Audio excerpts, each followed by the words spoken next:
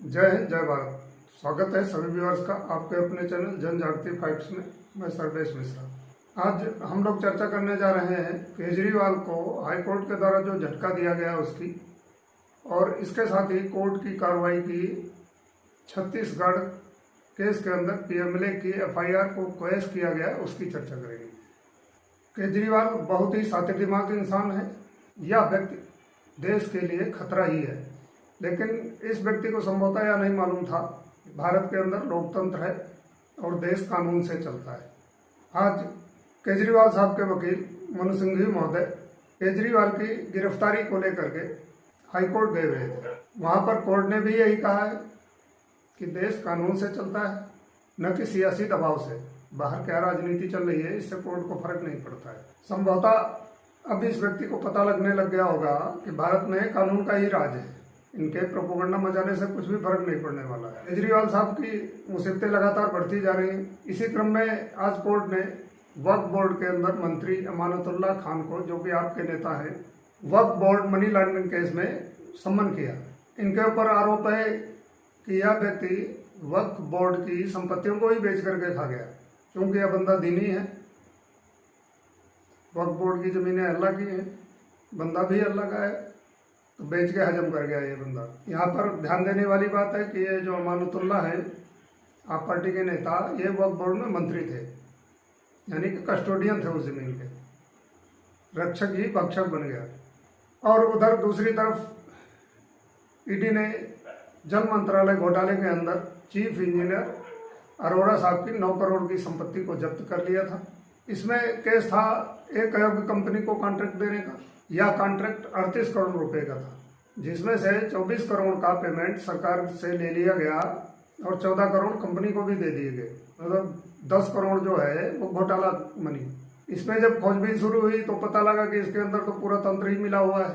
केजरीवाल साहब, जल मंत्री, चीफ इंजीनियर साहब और भी कौन कौन से साहब निकल के आएंगे। अभी आगे की प्रोसीडिंग जब चलेगी उसमें यह देखने वाली बात होगी, क्योंकि ईडी भी इसी तरह के व्यक्तियों को, जो बड़े बड़े फ्रॉडस्टर होते हैं और पावरफुल होते हैं, उनको ही डील करती है। तो ईडी को यह भी मालूम था कि जबरदस्ती बयान वाला आरोप भी लगाया जाएगा केजरीवाल महोदय और आप पार्टी के द्वारा। तो ईडी ने बयान कोर्ट के समक्ष 164 धारा के तहत करवा दिया। अब यह बयान ईडी के समक्ष न होकर के कोर्ट के समक्ष दिया गया बयान है, ये एकदम से वैलिड है, इसमें गवाह मुकर नहीं सकता है। यानी कि कुल मिलाकर के ईडी जो है वो सड़जी से एक कदम आगे चल रही है।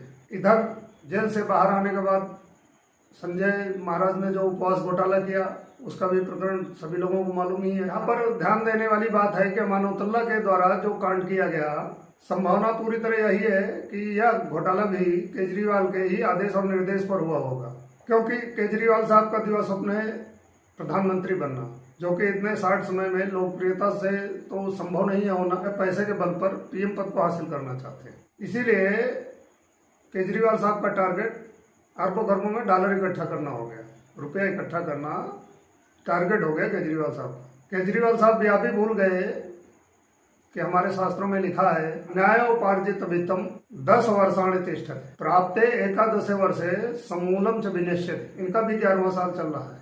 अब चर्चा करते हैं। कल सुप्रीम कोर्ट ने 2100 करोड़ के छत्तीसगढ़ शराब घोटाले के बारे में एफआईआर को क्वैश कर दिया। कोर्ट ने यह कहा है कि यह केस पीएमएलए का न होकर के इनकम टैक्स का बनता है।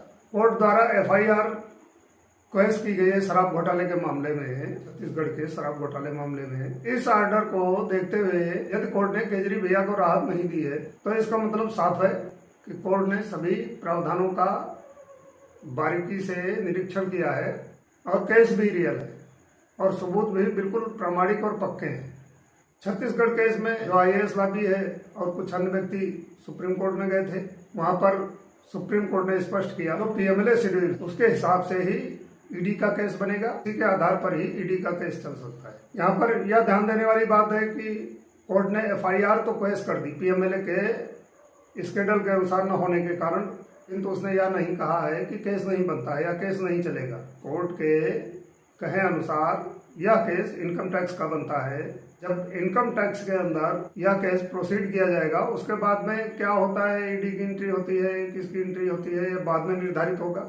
यहाँ पर यह भी ध्यान देने वाली बात है कि छत्तीसगढ़ के मामले में, लिक्विड स्कैम मामले में जिस तरह से एफआईआर पेश की गई है कोर्ट के द्वारा, और केजरीवाल साहब को आज हाई कोर्ट ने कोई भी राहत नहीं दी है। कोर्ट ने यह भी स्पष्ट किया कि गिरफ्तारी पीएमएलए के प्रावधानों के अंतर्गत ही है। अमानतुल्ला खान को मनी लॉन्ड्रिंग केस में सम्मन किया।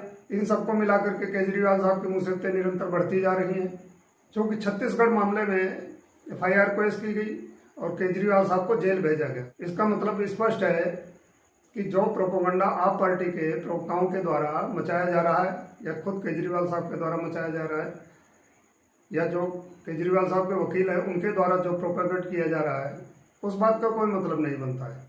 कोर्ट अपनी जगह पर एकदम सही कार्रवाई कर रहा है। कोर्ट ने सब सबूत और साक्ष्य देखने के बाद ही, सब प्रावधान देखने के बाद में ही केजरीवाल साहब को जेल भेजा है।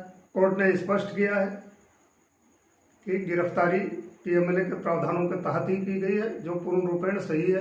अब आप पार्टी के प्रवक्ता लोग हल्ला मचा रहे हैं, हम कोर्ट के डिसीजन के खिलाफ सुप्रीम कोर्ट जाएंगे। कहीं भी चले जाओ, सुप्रीम कोर्ट में तो पहले ही गए थे, और सुप्रीम कोर्ट पहले ही सिसोदिया को अंदर करके बैठा हुआ है, केस बनता है ऐसा भी बोला हुआ है। इस सब प्रकरण को देखने के बाद में सीधी सी बात है कि केजरीवाल साहब की मुसीबतें भी और भी बढ़ने वाली हैं, क्योंकि अमानतुल्ला के बाद में और भी बहुत सारे घोटाले भी बाकी हैं।